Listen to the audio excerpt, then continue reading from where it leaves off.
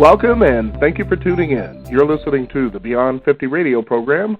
I'm Daniel Davis. Many of us, as we feel we have emotional baggage, perhaps a trauma from a relationship or it's work-related, whatever the case may be, usually like to seek out to be able to find ways that we can maximize our personal performance. Perhaps you might want to go and see a psychologist to talk out your problems, or maybe even somebody who's a witch doctor. There are a variety or a myriad of ways that we can approach this. But what if you go to this particular healer, this person that tries to get you back on track, and maybe they've got some baggage themselves? Perhaps they don't listen to you as compassionately as they should, or there may even be a sense of judgment going on there as you're trying to unveil those little skeletons that are within your closet. On the program today, we're going to be talking about what it is when we can transcend the myth of the healer to be able to know that when we go to someone, that we're clearly going to be able to find ourselves put on the right path as we try to be our best in natural healing. On the program today, we're going to be talking with someone who has more than 7 years of hypnotherapist training and experience. He also is an expert with neuro-linguistic programming, and he's joining us here on the Beyond 50 radio program today to tell us how we can find out the healer's healer. Sunil Verma is joining us here on the Beyond 50 radio program. Sunil, how are you? I'm good, Daniel. How are you today? I'm doing pretty good. You know, this is an interesting subject because there are a lot of healers out there that really enjoy their status, but they don't really have the craft. What's going on there? They don't. Can you repeat that? They don't really have the what? They don't really have the craft. I am a healer, but it's like, well, yeah, there's something a little bit off here. What's going on? I think it's, I'll say for myself, Daniel, it's when I heal people, when I work with people, it's very familiar for me, right? It's just very normal, like a second skill, and I realize. I realized a long time ago that my soul is very familiar when it comes to healing people. It just really knows, it just really understands how to help people, how to heal people. It just feels just like a second, like a second gift for me, or a second talent, or a second skill. Mm-hmm. Yeah, I don't have to think about it. I just really understand people when they talk. I just listen to their voices, and I just really get it, really, what people are, what they're really wanting. And it's an interesting experience, too, when you go to see someone to help you kind of untangle yourself, if you will, and you get this feeling that they're sitting up on a perch, sort of looking down at you like you're broken. And the thing is, it shouldn't be like that. It should be like a really good friend who's willing to listen to you, talk to them about anything. Exactly, yeah. And to be able to go, all right, so I got tangled up. That's okay. We can still move forward. Yeah. I don't think you, and nobody's broken, right? Let's just put that out there. There's no such thing as a broken person, and there really isn't anything to fix when you're helping somebody. All you're really doing is you're just helping somebody come back to who they are, just connect more and more deeply to themselves. And I, in my experience, what I've seen with many people are that when people come in and they're in pain, or they may not be in pain, they may just be like really stuck. It's mainly because we all, have experienced times, right, where we've been absolutely stuck in our mind.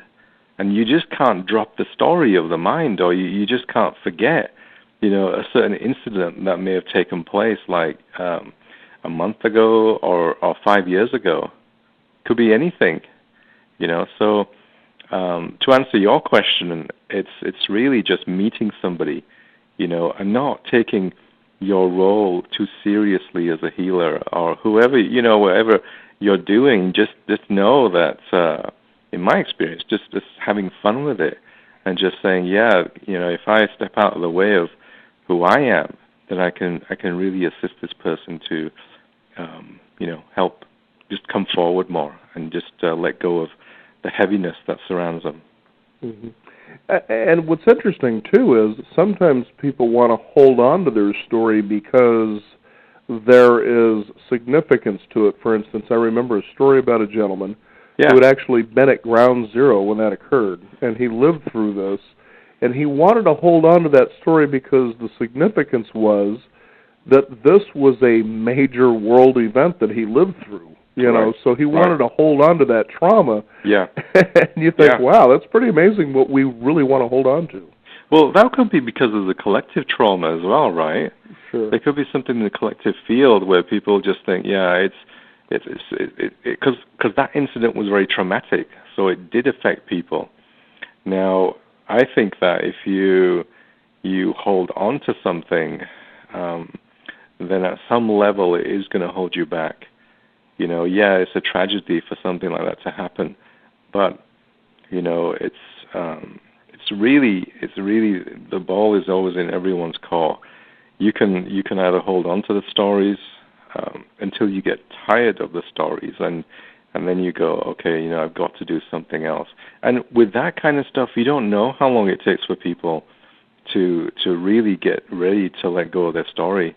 It's just until it becomes really painful and they go, I just can't really hold on to it anymore. Now, it's interesting because you were pretty much raised in England, right? Yeah. Okay. Now, it's interesting their perspective about self-help over there versus the United States. We seem to have a huge addiction here in the United States toward self-help, personal empowerment, and healing. Right. How did we get to that point? In this country? Because England's kind of like, the self-help is somewhere over in the corner, down there in the basement somewhere. It's like out of the way. That's funny. I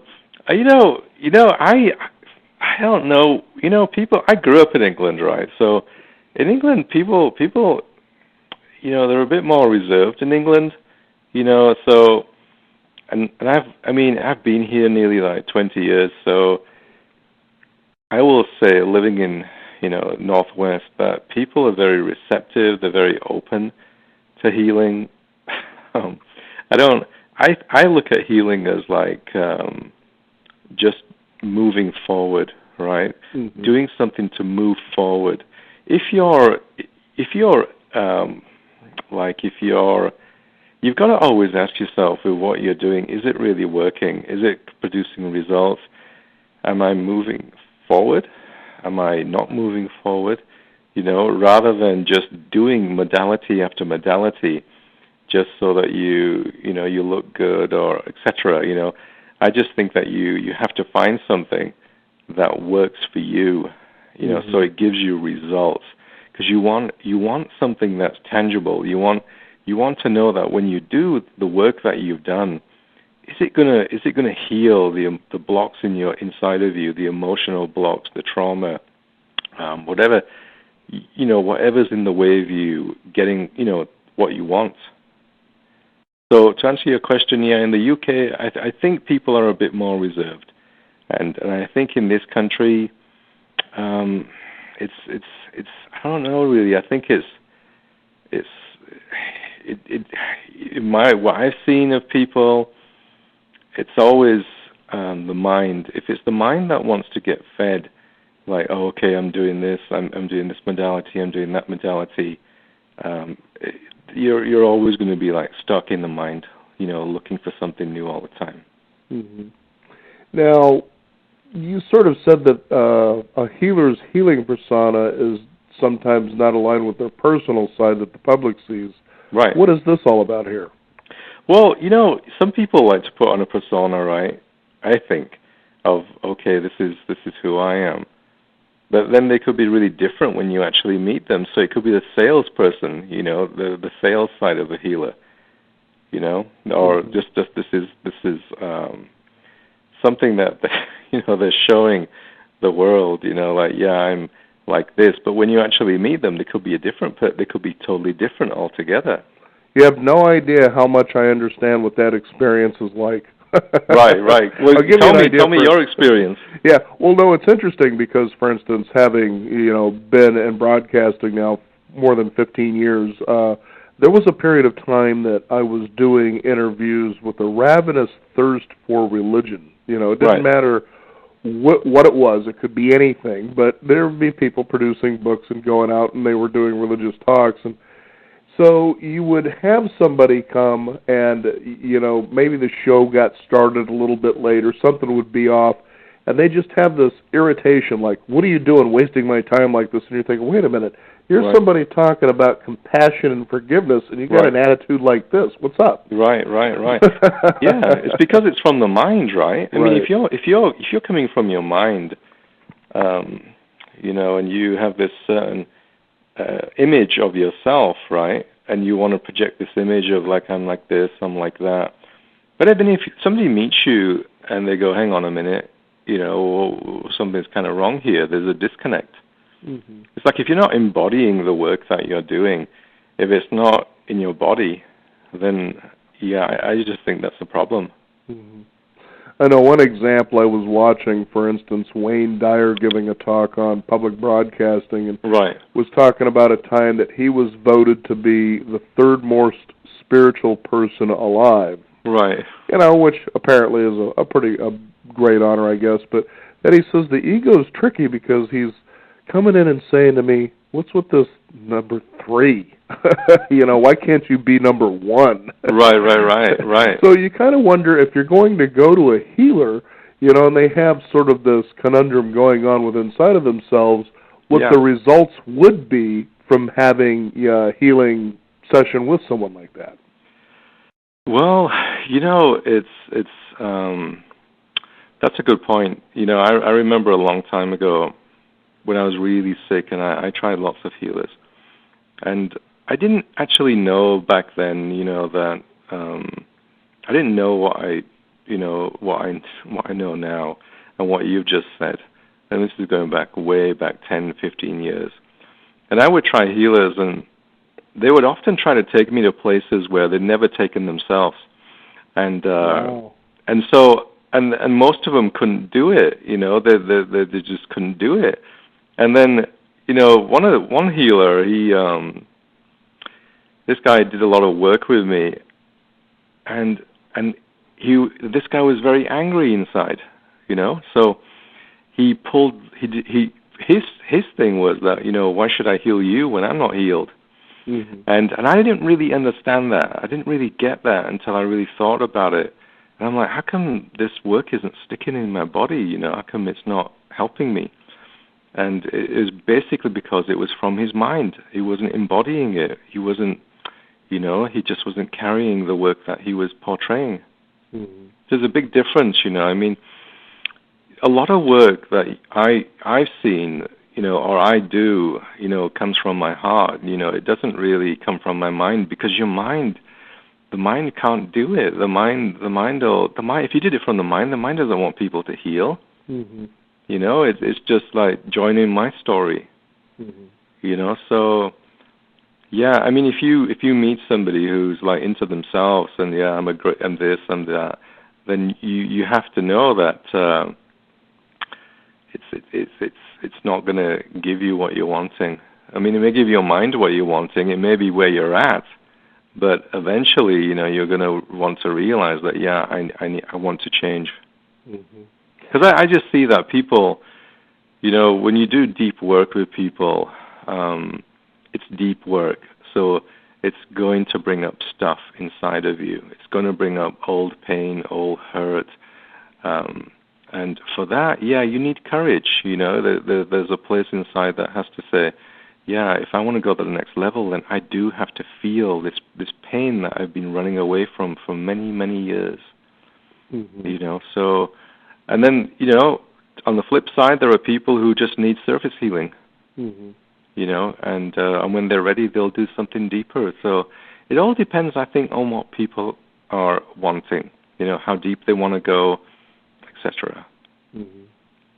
It's such a fascinating world when you consider that here someone comes to an authority to say, help me with this issue. It could be, it's but eventually you take a look at all these issues, and pretty much they're all the result of more or less the same thing. There's not really too many. I mean, they disguise themselves in many disguises, but for the most part, they're just simple little things. Like, for instance, hey, I have a fear of spiders. It could ultimately be the fear of death is what you're really afraid of. Totally, yeah. Kind of go through that a little bit to give our listeners a little more clarity about that. Yeah. I mean, I realize, right, It's like somebody once came in to see me, and he said, do you just focus on relationships? And I said, yeah. And then he goes, is that all you do? And I'm like, well, if you think about it, everything relates to you. It doesn't have to be like stop smoking, weight loss, all business help, rage, anger. I said, all these things are all related to you. It's all about your relationship to yourself, right? It's like everything, if you think about it, happens mainly because we're stuck energetically. We're just stuck in our minds, and we can't get out of our mind. And so often, I'll have some clients who come in and they'll want to see me, and they'll say they've got one thing going on, but when I sit with them, they'll say, well, I have this, I have that, and I have that, and I have this, and I have that. So right. It's like, I'm like, yeah, do what? So I know really, this cliff over here that might just help you out. All you got to do is be willing to step out. Right. So it's really everything. In my experience, it does come down to being absolutely disconnected from yourself, but not being willing to feel the pain that is calling you all the time. It's just like we're all so good at like covering that pain over, masking it, hiding it, and not wanting to face it until the pain just becomes too much, and then you have to do that, face it. I mean, I had one guy who, there's many people, but one person I came across who he was in his mind so much that an interaction with another person caused him to, it just made him realize that there was something he was missing, and what he was missing was himself, because it activated pain inside of his heart, inside of his system. And then he knew that, okay, I've got to take care of this. I've got to do something.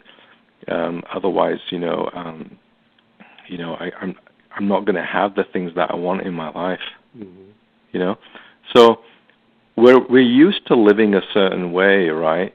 Until something happens that stirs us up inside, and we're going, hang on, what's wrong? I'm not doing. How come I don't have what I want in my life, or I don't have these things, or I don't have these deeper connections, etc. What am I doing? So life is the great teacher in all of that. It's pretty fascinating, too, what life brings to us to allow us to see what it is that we, I don't know that work on, but more like just kind of clear it out of the way. That's it. That's all we're doing. We don't. Yeah. There's really nothing to work on, right? Right. I think that's the big thing I'd like you to really address our listeners, because we hear so much about you need to be worked on, you're broken, there's something off, and blah, blah, blah. Not really. I mean, this addresses your question, earlier when you talked about the difference between America and the UK. Yeah? A lot of British people, they're very reserved. And when you come to America, there is an addiction, right, to work, working on stuff, or I'm working on this, I'm working on that. And that I put down to spirituality. I see a lot of people often try, you say, like, I'm spiritual. And sometimes I wonder about that, and I think, what does that mean, when you say that? What does this spiritual thing mean? It's like, why not just say that I'm just want to be more of I want to be myself. I want to be more of who I am. And this is in the way, and I need to clear it. There's nothing to work through. There's nothing to work on, though, because again, when we think we're broken or we need fixing, then we're always looking for something to, we're always just looking all the time for something to, just be like like a tablet, something like that. But when you find something that really helps you to clear away the blocks, where it's not coming from the mind, but it's coming from the heart, and it's just clearing stuff through you, then I think that's beneficial. Mm-hmm. Yeah. Go on. I was going to say it's fascinating that when people go in this direction with their lives to find ways to improve themselves, that as they feel that they've gotten to that place, let's say, they've gotten to the finish line, right, and they believe they're supposed to continuously be in bliss, as though they're never supposed to have any hardship, I guess if you want to call it that, come to them. But the fact is those hardships are just as much fun as the good stuff. Exactly, yeah. I mean, and it's so often, I was going to say, as I've talked with people of very great wealth and people who are just average, everyday Joes, so to speak, yeah. and they say, that one thing they remember were the hard times the most and how, in a way, those were kind of enjoyable, after they've been through that. But these are people that they kind of face anything that stands in front of them, as you keep saying, through the heart, and realize that it's all good either way. I mean, at the end of the day, right, I realize it doesn't matter how evolved you are, how free you are, how awake you are, we still have things that arise inside of us. You still have to deal with emotions, rage, anger, hatred, hurt, pain. All these things are alive inside of you. I mean, you can't push them away. You can't ignore them. Because when you're outside in the world, the world, will bring somebody to you who's going to show you, it doesn't matter where you are in your level of development, people are going to bring stuff up inside of you, So it's how you deal with that. It just means that the universe or life is showing you that, this resides inside of you still, What we're doing, I think, all the time is we're healing old patterns, from our childhood, and then the soul memories, etc. We're just a live computer, a computer that does not switch off. Mm-hmm. So, if you look at your computer and it's got all these programs in it, and you get to switch it off, you don't have an off button on our brain, So it keeps going, And if you realize that the unconscious runs 95% of your life, and 5% we run, that should show you then, that okay, I need to really pay attention to my blind spots. Mm-hmm. No matter, even in my everyday interactions with people, because we all have blind spots, we all fall asleep.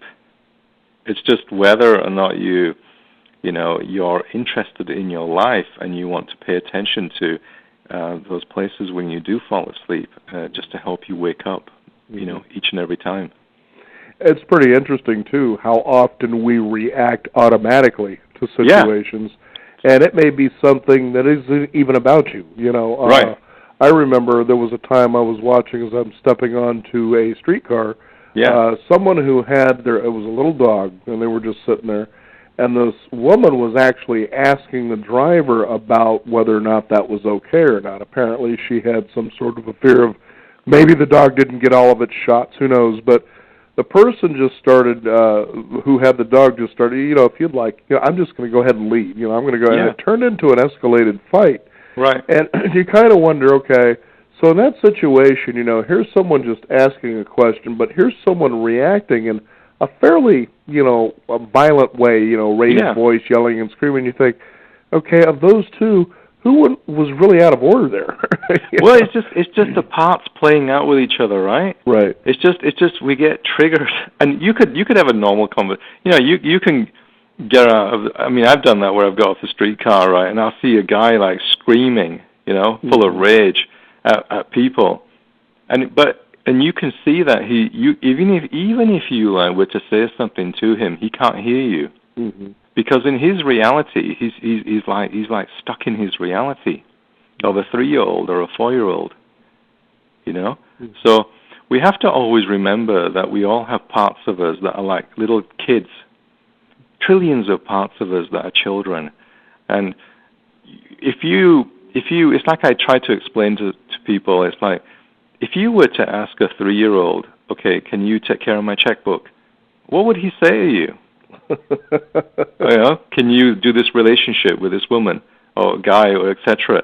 What would that 3-year-old say? They just look at you and go, you know.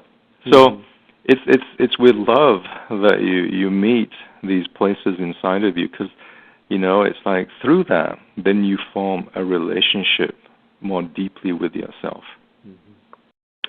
What could you suggest to our listeners today of perhaps something they can do as they go out in the world to perhaps alleviate that reactive state? As you said, 95% of what we do comes from our subconscious. Right. The other 5% is just us becoming aware that it's that subconscious that we're operating from. You know, that they don't live in such a reactive state. Is there something they can consider doing starting today? Yeah, just start making friends with your body and start living more in your body. You know, or doing grounding exercises, breathing into your stomach, you know. The grounding exercises, I think, is really good, where you put your feet in soil, you know, and breathe, you know, and just allow the earth to, you know, come into your being, you know. Anything really that keeps you connected to your body. Now, let's all remember that many people, right, they're not in their bodies. Many people are never in their body.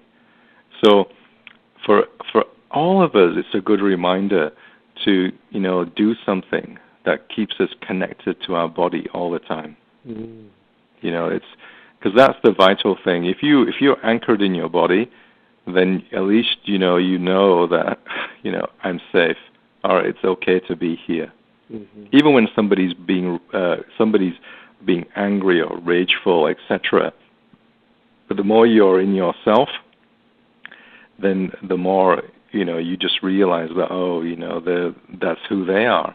Because then again, people can't hear you. You know, they in their eyes, they're just like screaming and shouting at their mother or father.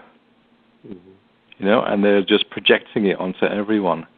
And that could be often the case, you know, or it just depends on the person and what, on what they're needing at that time.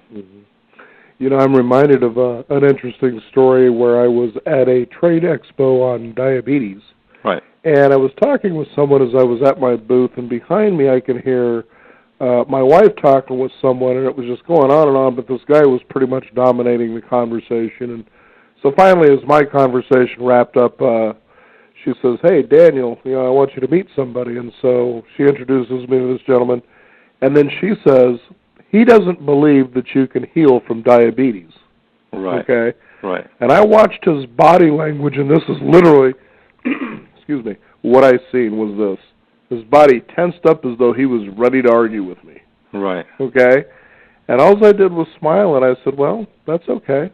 Yeah. That's fine, if that's what he believes. Yeah. And what you watched is his shoulders drop, and he got deflated, like, almost with a look that said, damn, I don't get to argue with him about my belief. Right. Well, why would I want to spend time doing that? But I could have went the other way. Oh, yeah, well, I happen to know this guy that knows how to cure diabetes, and da-da-da-da-da, and it could go on and on. But yeah, it's really, you know, Daniel, I mean, as you know and I know, it all comes down to the person, really. It's really if you have an open mind and if you're tired, really, of what you're going through. You know, I mean, I see that with people who you could tell them something, and they just don't want to hear it from you. So it's okay, right? It's all right. It doesn't matter. It's like some people just really think that it's not possible, but you know, I don't want to think like that. You know, I mean, I'm not a doctor, you know, but I have seen a lot of miracles in my time, and I know that if you want something, if you want to heal, it's totally possible. But it does require a commitment. You know, athletes don't become athletes overnight. You know, it's like people often look at these basketball players or anyone who's a top athlete, but they never realize how much work they put into that. You know, so to become great, become a great healer and to become really good at your craft really requires, or anything, it really requires that you really work diligently, you know, to know what you're doing, to become the best or the greatest at what you're offering the world. Very much very true about all that. Is there a website that our listeners can find out more about your work? And, you know, because you are located in Portland, Oregon, are you able to work with people outside of the area? Yeah, I can work on the phone. I can do, some distance healing. My website is resultsbasedhypnotherapy.com. Very good. It's so nice to have a different conversation. We're talking about the healers instead of the people who want to be healed. Right. So I guess what I'm gathering from what we've talked about here today, that you encourage people to ground themselves and be in their body and pretty much listen and follow their heart instead of their mind. It's pretty much exactly. Let's remember one thing, right? It's not easy, right, to follow your heart, because the mind is very tricky in everyone, because the mind will say you're in your heart, right? The mind is very, very clever. It'll say, well, you're in your heart. And so that's where the delusion could come in, I think, many people. But we've all had experiences, have we not, where you've been in your heart. I mean, you know what it's like when you're in your heart? It's like it feels so expansive, right? Right. And it feels just so open. Now, if you're in your mind and your mind is so whatever situation, you're like, oh, I've got to be in my heart. So then the mind will go, but you're in your heart. So as long as you say you're truthful to yourself and say, I don't want to be in my heart, or I'm terrified of being in my heart, or I'm going to die if I'm in my heart. When you start being honest to yourself, then it's like you start creating an entrance to who you are, to your heart. Mm-hmm. And it's just like whatever the stories are, I'm going to die. It's too painful. It's too terrifying to be in my heart. It's, I just can't do it. I don't want to do it. That, I think, is really great to be able to say that to yourself. Mm-hmm. Just real radical honesty. Mm-hmm. And if you have trouble, then go and find yourself a healer, and you can certainly find the right one just by following your intuition. Exactly, yeah. Just go meet with them and see if they're a right fit for you. You may find yourself in front of somebody with no credentials on the wall, but you just know this person can certainly guide you into the direction that you want to go. Exactly. It's all about how we embody the work that we do. Mm-hmm. And in this day and age, people want results. Mm-hmm. The reason I called my business results-based hypnotherapy was that I did that because I wanted to step up, right? That's why I did that, because I wanted to make sure that everybody I worked with experienced some form of change. That's why I created that. So it would always keep me on my feet, right? You got to love that courage in a healer.